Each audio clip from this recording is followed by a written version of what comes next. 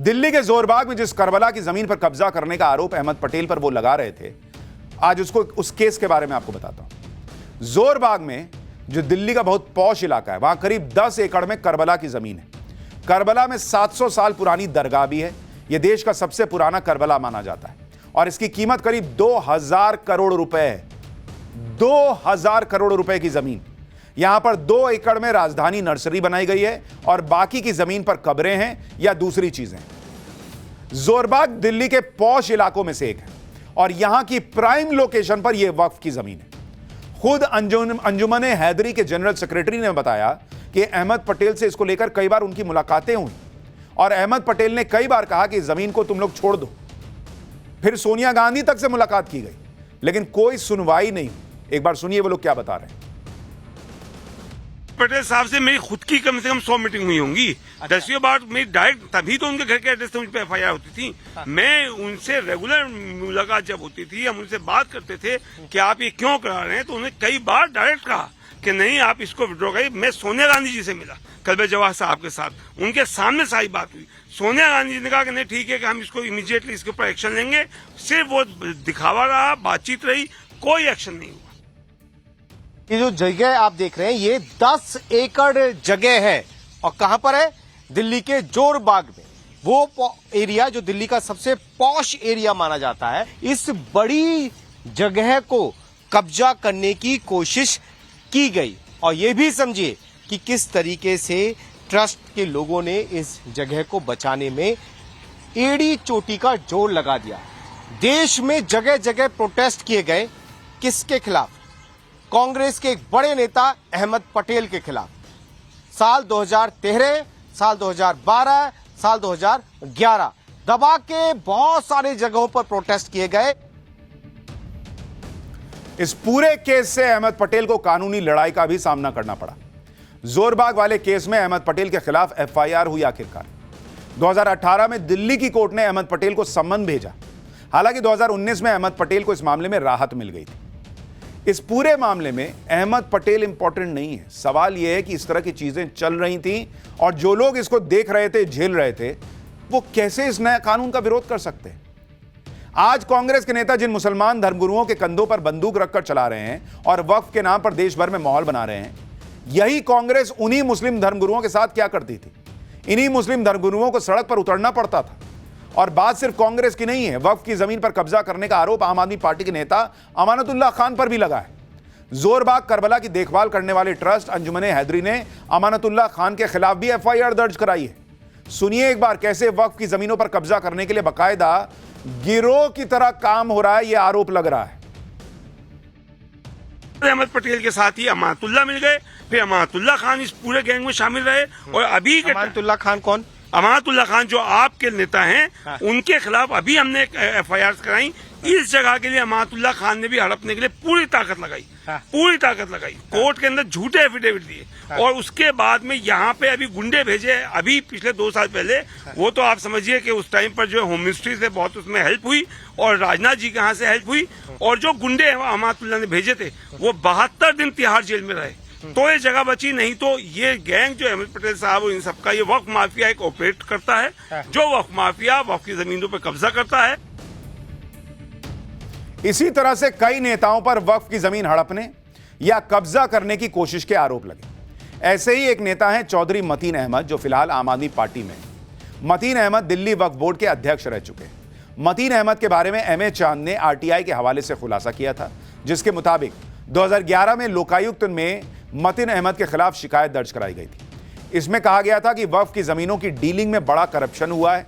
वक्फ की जमीनों को कौड़ियों के दाम किराए पर दे दिया गया था।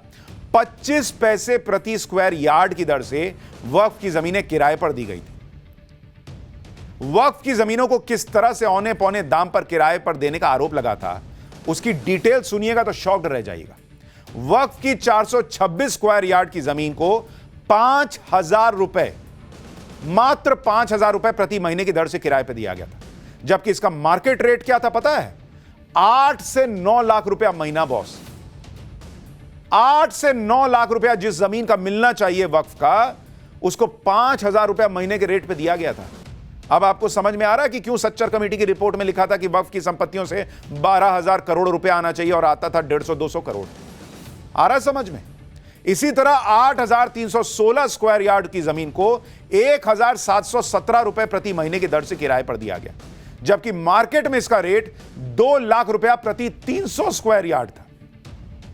वक्फ की 62,496 स्क्वायर यार्ड की जमीन को 250 रुपए प्रति स्क्वायर यार्ड की दर से किराए पर दिया गया था।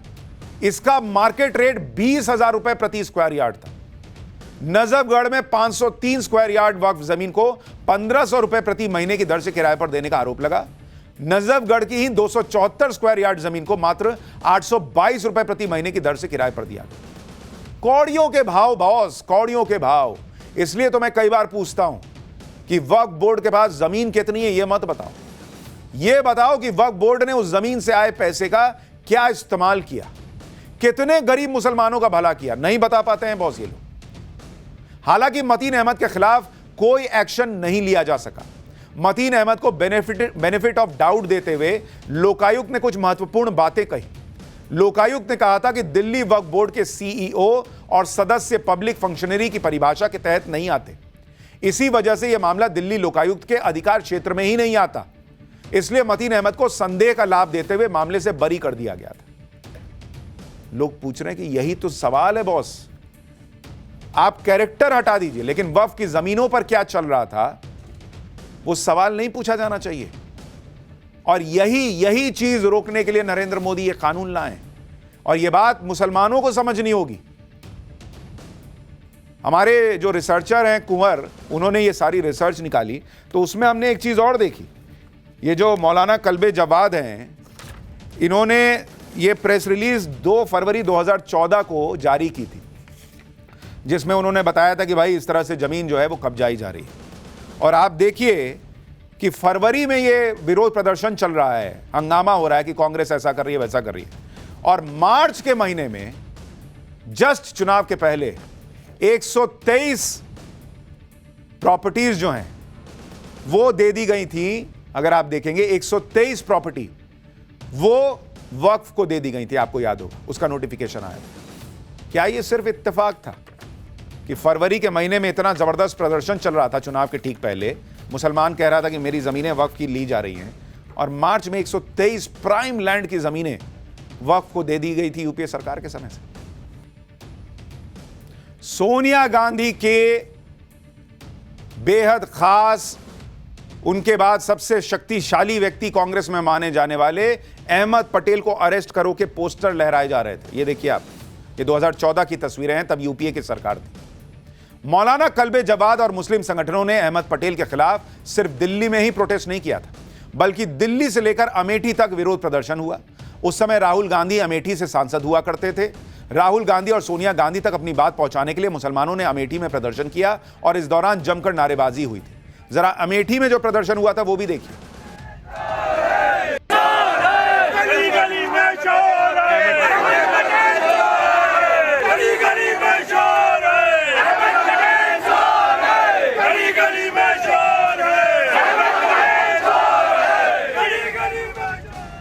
ये सारे विरोध प्रदर्शन करने वाले मुसलमान हैं, ये ध्यान रखिएगा। ये इसलिए बता रहा हूं, मुझे कोई शौक नहीं है कि जमीन हड़पने का आरोप जिस पे लगा वो मुसलमान, विरोध प्रदर्शन करने वाला मुसलमान। ये इसलिए बताना पड़ रहा है क्योंकि माहौल ये बनाया जा रहा है कि भाई इस देश में मुसलमानों पर अत्याचार हो रहा है क्योंकि एक हिंदूवादी सरकार काम कर रही है। ये 2013-14 की तस्वीरें आपको दिखा रहा हूं। इतने विरोध प्रदर्शन के बाद भी मुसलमानों की कहीं कोई सुनवाई नहीं हो रही थी उस दौर में। इसलिए खुद मौलाना कल्बे जवाद को सड़क पर उतरना पड़ा था। मौलाना कल्बे जवाद ने अमेठी में अहमद पटेल के खिलाफ रोड शो निकाला था, वक्फ की जमीन से कब्जा हटाने के लिए नारेबाजी की थी। जरा देखिए।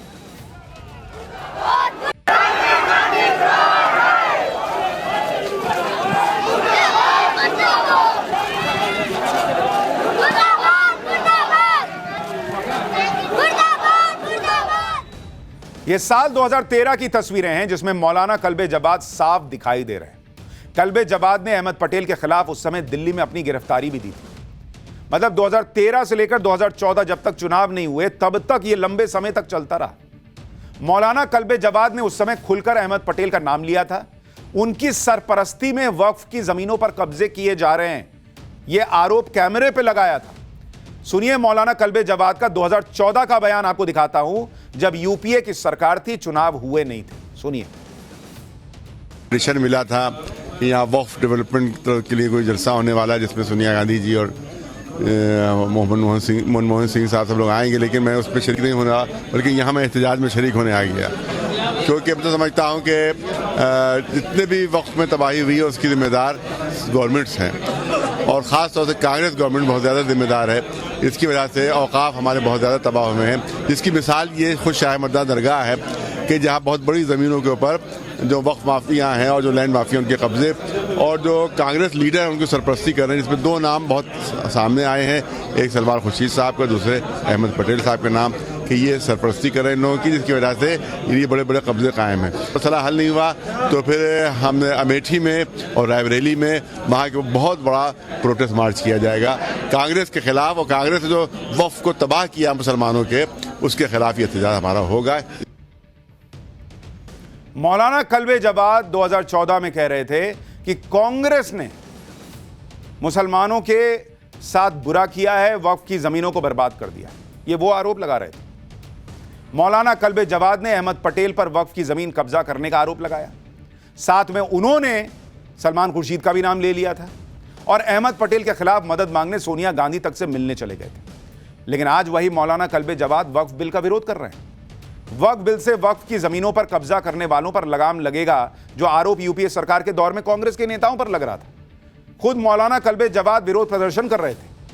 आज तो उनको इस बिल का समर्थन करना चाहिए, लेकिन आज वो इस बिल का विरोध कर रहे हैं। कह रहे हैं अफ्रीका के जंगलों से भी काला कानून बन गया है अब तो। एक बार आज के मौलाना कल्बे जवाद को सुनिए। कातिल भी तुम ही हो और जज भी तुम ही हो।